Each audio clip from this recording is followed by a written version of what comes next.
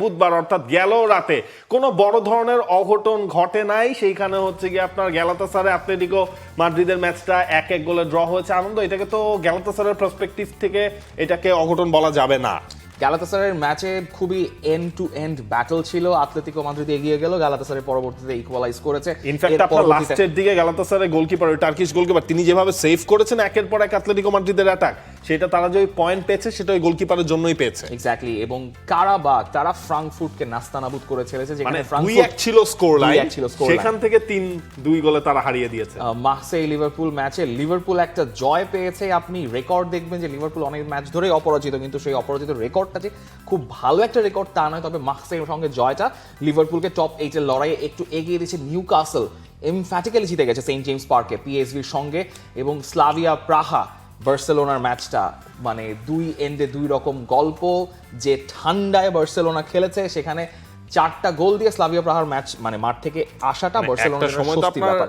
2-2 ছিল স্কোর লাইনটা। এরপর যে বার্সেলোনা এভাবে জিততে পেরেছে, সেটা বার্সেলোনাকে ওই নকআউট স্টেজে অর্থাৎ টপ 8-এ রাখার জন্য স্লাইটলি তাদের একটা অ্যাডভান্টেজ দিয়ে যাচ্ছে। আরও আসলে ম্যাচ ছিল গেল রাতে ইউভেন্টাস, তারা বেনফিকাকে হারিয়ে দিয়েছে 2-0 গোলে। চেলসি পাফোসের বিপক্ষে একেবারে শেষ দিকটায় ময়েসে কাইসাদোর গোলে তারা জয় পেয়েছে। রজনীরের আন্ডারে 4 ম্যাচের তৃতীয় জয় এটা। বায়ার্ন মিউনিখ হ্যারিকেইনের জোড়া, হ্যারিকেইনের রেকর্ডের রাত, ইউএসজিকে তারা হারিয়েছে 2-0 গোলে। তবে আতালান্তার বিলবাওয়ের এগেইনস্টে হেরে যাওয়া, এইটাকে এই রাউন্ডের অর্থাৎ বুধবারের আপসেট কিন্তু আমি বলবো। কারণ আতালান্তা চ্যাম্পিয়ন্স লিগে তারা যে ফর্মে ছিল, আপনি তাদের টপ 8-এ পেয়েছেন ষষ্ঠ রাউন্ড পর্যন্ত, তাদের এই স্লিপটা কিন্তু হলো বিলবাওয়ের এগেইনস্টে। যে বিলবাওর ব্যাপারে আমি বলেছিলাম যে বিলবাও ভালো খেলবে, সো আমি ঠিকই আছি, কিন্তু সেই আলাপে আমরা পরে যাব। আমরা আসলে চলে যেতে চাই বুধবারের যে ম্যাচ নিয়ে আমরা কথা বলতে চাই। সেই ম্যাচটা হচ্ছে স্লাভিয়া প্রাহা ভার্সেস বার্সেলোনা। বার্সেলোনা শেষ লা লিগার ম্যাচটায় সোসিয়েদাদের কাছে হেরে কিছুটা চাপে ছিল বটে, কিন্তু সেই চাপটা হানসি ফ্লিকের ঘাট থেকে সরিয়ে দিয়েছেন। কিন্তু সেই চাপটা কিছুটা হলেও বর্তাবে, যেহেতু প্রথমে স্লাভিয়া প্রাহা এগিয়ে গিয়েছিল, কিন্তু পরবর্তীতে ফেরমিন লোপেজের দুটো চমৎকার গোলে বার্সেলোনা ম্যাচে লিড পায়। সেখানে ফেরমিন লোপেজের সেলিব্রেশনটাই সবকিছু বলে দেয় স্লাভিয়া প্রাহার ম্যাচে কতটা চাপে ছিল বার্সেলোনা। লেভানডফস্কি তার চ্যাম্পিয়ন্স লিগের গোলের খাতা খুললেন একটা ওন গোল করে, তার ক্যারিয়ারের প্রথম ওন গোল, কিন্তু সেকেন্ড হাফে হিসেবটা পাল্টে যায়। দানি ওলমোর গোল এবং ফাইনালি লেভানডফস্কির একটা নিজের ঠিকঠাক মতো গোল, এবারের চ্যাম্পিয়ন্স লিগের প্রথম। সেই কারণে 2-4 গোলে স্লাভিয়া প্রাহার মাঠ থেকে বার্সেলোনা একটা জয় নিয়ে ফিরেছে। কিন্তু মোটেও বার্সেলোনার জন্য এই ম্যাচটা সহজ ছিল না, সবাই দেখেছেন। ম্যাচের রেজাল্ট তো যেটা হয়েছে বার্সেলোনার ফেভারে এসেছে, কিন্তু এই ম্যাচটায় আপনি যদি খেয়াল করেন বার্সেলোনার বড় একটা বিপদ কিন্তু হয়ে গেছে। সেটা হচ্ছে পেড্রির ইনজুরি। পেড্রি ছাড়া বার্সেলোনা চ্যাম্পিয়ন্স লিগে যেই দুটা ম্যাচ খেলেছিল, আপনি খেয়াল করে দেখেন সেই দুটা ম্যাচে ক্লাব ব্রুশের সাথে আপনি হচ্ছে ড্র করেছিলেন। আপনি সেখানে হচ্ছে 3-0 গোলে, আরেকটা হচ্ছে চেলসির এগেনস্টেই আপনি হচ্ছে গিয়ে হেরে গেলেন। অর্থাৎ 2 ম্যাচে কিন্তু আপনি জয় পান নাই। সেই পেড্রিকে অষ্টম রাউন্ডের ম্যাচ এবং হচ্ছে গিয়ে লা লিগার বাকি অংশটুকু পাওয়া যাবে কিনা সেটা নিয়ে আসলে দুশ্চিন্তায় পড়ে গেছে হানসি ফ্লিক। জয় নিয়ে তিনি উচ্ছ্বসিত।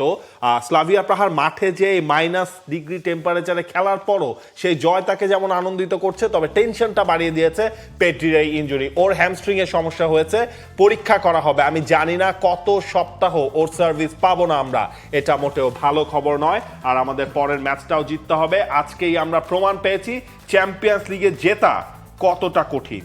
দেখেন, যখন ম্যাচটা গড়াচ্ছে মানে প্রথম যখন স্ক্রিনে আসলো সবকিছু ফগি, মানে স্লাভিয়া প্রাহা যে যে জায়গার ক্লাব, চেক রিপাবলিকের ওই জায়গাটার টেম্পারেচার এতটাই ড্রপ করে, এক সময় -7 পর্যন্ত চলে গেছিল সেখানকার টেম্পারেচার। যখন প্লেয়াররা নিঃশ্বাস নিচ্ছেন, ওই নিঃশ্বাসটা কার্বন ডাইঅক্সাইড বের হয়ে মনে হচ্ছে বরফ হয়ে যাচ্ছিল, এরকম একটা অবস্থা।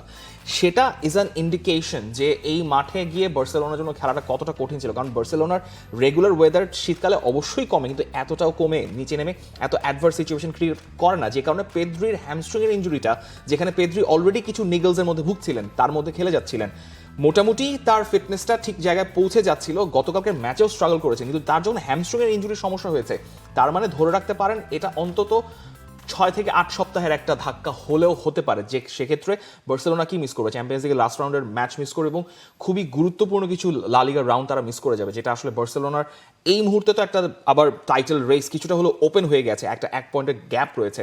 সেক্ষেত্রে বার্সেলোনার জন্য খুবই কেয়ারফুলি এখন জিনিসটা ম্যানেজ করা লাগবে। যদিও বাকিরা মোটামুটি ঠিকঠাক আছেন, লামিন ইয়ামাল, রাফিনা সবাই আছেন, সো সেখানে আসলে হান্সি ফ্লিকের রোটেশন পলিসি ম্যানেজ করার এবং ওই হাই ইন্টেন্সিটি গেমগুলোতে তিনি কিভাবে খেলেন সেটা ম্যানেজ করার একটা খুব বড় জায়গা দরকার আছে। যেমন গতকালকের ম্যাচও আপনার লামিন ইয়ামাল তিনি নিষেধাজ্ঞার কারণে ছিলেন না, ফেরান তোরেস তিনি ইনজুরিতে ছিলেন, তারপরও হচ্ছে গিয়ে যে আপনার একটা সময় যে মনে হচ্ছিল না ফার্মিন লোপেজ তিনি বার্সেলোনা ছেড়ে দিতে চেয়েছিলেন, বার্সেলোনায় তার কন্ট্রাক্ট রিনিউ হচ্ছিল না, সেই ফার্মিন লোপেজই এবারে চ্যাম্পিয়ন্স লিগে বার্সেলোনার টপ স্কোরার, তিনি জোড়া গোল করলেন, তার কাছ থেকে সেই আউটপুটটা পাওয়া যাচ্ছে, তার জন্য আপনার দানি অলমোকে হচ্ছে গিয়ে বসে থাকতে হচ্ছে, খুব স্বাভাবিক, কারণ এখানে আপনার ফার্মিন লোপেজ ফর্মে আছে। কিন্তু বার্সেলোনার কনসার্নের জায়গা যেটা আমার মনে হয়, আপনি চ্যাম্পিয়ন্স লিগে এই ম্যাচেও 2টা গোল খেয়েছেন আপনি স্লাভিয়া প্রাহার সাথে, আপনি এখন পর্যন্ত চ্যাম্পিয়ন্স লিগে 13টা গোল কনসিড করেছেন, আপনার থেকে বেশি গোল চ্যাম্পিয়ন্স লিগে কনসিড করেছে পয়েন্ট টেবিলেও যদি সেই তালিকায় আপনি যেতে চান আপনার যেতে হবে 15 নম্বরে বরুসিয়া ডর্টমুন্ড, তারা হচ্ছে 15টা গোল কনসিড করেছে, আতলেটিকো মাদ্রিদ আর বার্সেলোনা 13টা গোল কনসিড।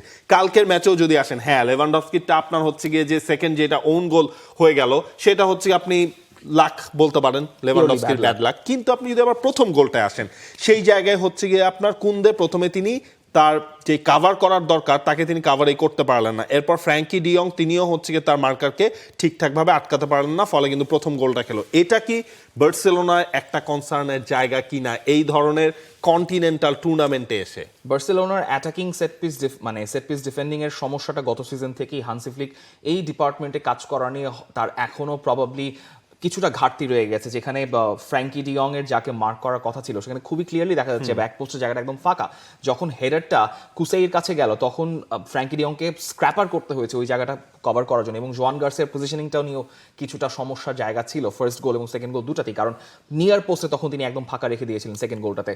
সেট পিস ডিফেন্ডিংয়ে বার্সেলোনার সমস্যার কথা খুবই স্বাভাবিক, এবং বার্সেলোনার এরিয়াল ডমিনেন্সটা এমনিতেও আগে থেকে মিসিং ছিল, যদিও এখন তাদের যে পেয়ারিংটা রয়েছে জেরার্ড মার্টিন এবং এরিক গার্সিয়া গতকালকে খেলেন, পরে তো আরাহু নামলেন, সো সব মিলে এখনও কিছু সমস্যা রয়ে গেছে। কিন্তু বার্সেলোনা মূল শক্তির জায়গাটা কোন জায়গায়, যে বার্সেলোনা পিছিয়ে পড়লেও তারা সেই ম্যাচে কাম ব্যাক করার মতো তাদের এফিশিয়েন্ট এনাফ পাওয়ার তাদের রয়েছে। সেখানে যখন পেদ্রি আপনার মিসিং হয়ে যাচ্ছে তখন আপনি পেদ্রির জায়গায় অবশ্য হয়তো ফার্মিন লোপেজকে কিছুটা নিচে নামিয়ে খেলাতে হতে পারে, কিংবা এরিক গার্সিয়া ওই রোলে খেলেছেন, ফ্র্যাঙ্কি ডিয়ং বসেছিলেন মাঝখানে, সো আপনাকে ওই জায়গাটা বের করতে হবে। এবং দানি ওলমো যখন খেলেন, যখন ভালো খেলেন তখন এতটাই ভালো খেলেন যে কালকে গোল থেকে আপনি বুঝতে পারলেন, তাকে স্পেসটা দেওয়া হলো, সেখান থেকে তিনি গোলটা বের করে ফেললেন। দানি ওলমো মাঝখানে কিন্তু খুব ভালো ফর্মে ছিলেন না, সেটা যদি তিনি ব্যাক করতে পারেন তাহলে আপনি আবার র্যাশফোর্ডকেও খেলানোর একটা জায়গা সুযোগ রয়েছে। সো পুরো ব্যাপারটা খুবই হান্সি ফ্লিকের জন্য পরিষ্কার যে চ্যাম্পিয়ন্স লিগ, কোপা দেল রে এবং লা লিগা যদি ঠিকমতো ন্যাভিগেট করতে চান তিনি, তবে ইনজুরি সমস্যা ছাড়া তাকে ন্যাভিগেট করতে হবে। এবং হয়তো চ্যাম্পিয়ন্স লিগে যদি ওই এক্সট্রা দুটো ম্যাচ না খেলতে হয়, যেটাই হয়তো এক্সপেক্টেড, কোপেনহেগেনের সাথে আপনি জিতবেন, কিন্তু যদি স্লিপ আপ করে যান তাহলে ওই দুইটা এক্সট্রা ম্যাচের খেসারত বার্সেলোনাকে লং টার্মে ভোগাতে পারে। এবং এই ম্যাচে তো আসলে বার্সেলোনা কামব্যাক করলো, আমি দেখছিলাম যে ইউরোপের টপ 5 লিগে বার্সেলোনাই সবচেয়ে বেশি কামব্যাক করেছে 8টা ম্যাচে, অর্থাৎ পিছিয়ে পড়ে বা হচ্ছে ড্রয়ে থাকা ম্যাচ শেষ পর্যন্ত তারা নিজেদের ফেভারে নিয়েছে।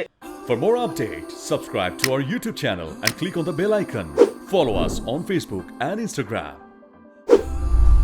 Download T-Sports app to enjoy exciting games and highlights. Visit tsports.com.